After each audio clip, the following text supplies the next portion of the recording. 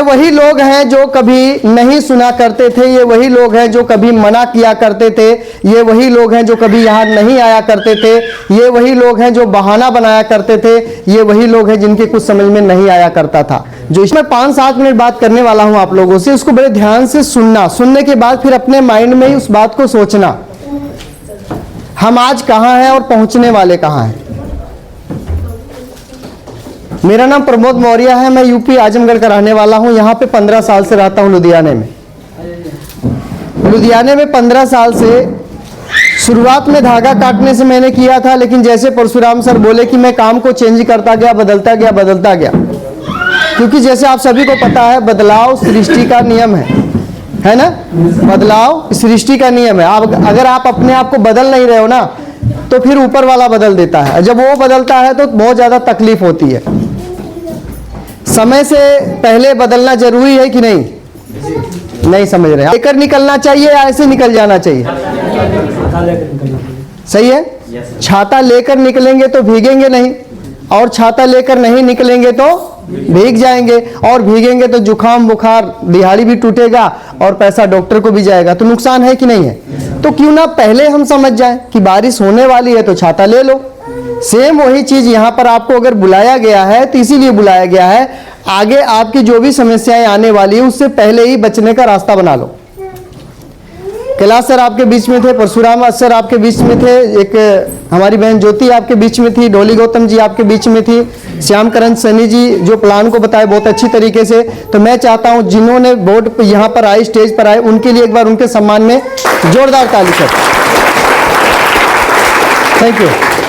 ये वही लोग हैं जो कभी नहीं सुना करते थे, ये वही लोग हैं जो कभी मना किया करते थे, ये वही लोग हैं जो कभी यहाँ नहीं आया करते थे, ये वही लोग हैं जो बहाना बनाया करते थे, ये वही लोग हैं जिनके कुछ समझ में नहीं आया करता था, जो स्टेज पर आकर के बोलते हैं मेरा ये हुआ, मेरा वो हुआ। ये वही लोग हैं, और उसी बीच में मैं भी हूँ।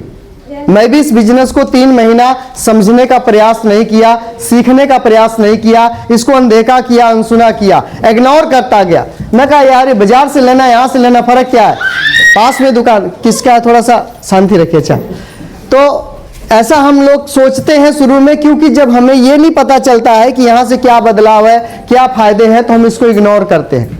बात समझ रहे हैं आप लोग? समझ रहे हैं ना? हम काम पर क्यों जाते हैं फैक्ट्री में? क्योंकि पैसा मिलता है, क्योंकि हमें पता है कि पैसा मिलेगा, काम करेंगे तो पैसा। जब हमें ये नहीं पता होता है कि हमें मिलेगा क्या इस काम के बदले में, तो हम उसको नहीं करते हैं, आलस से कर जाते हैं। कोई भी आदमी कहीं जाता है तो फायदे के लिए, सही है कि नहीं? कहीं भी जाते हैं तो फायदे के लिए, कि हमारा फायदा क्या होने वाला है, राइट? और जब फायदा दिख जाता है तो आदमी रुकता नहीं है।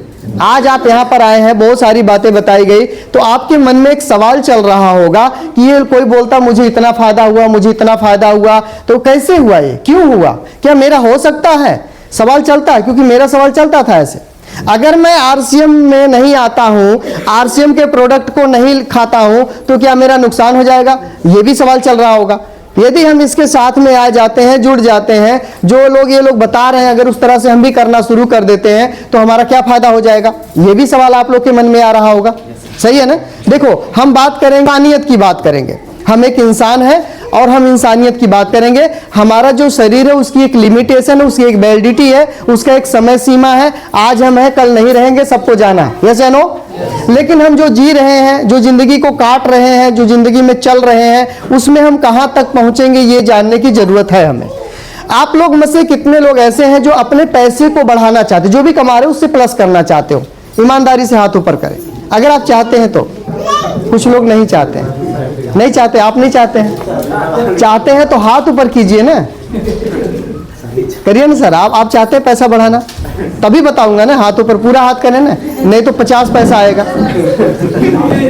Thank you. देखिए, हमें सबसे पहले क्या है ना कि शर्माना नहीं, क्योंकि आपके जैसे बहुत सारे लोग बैठे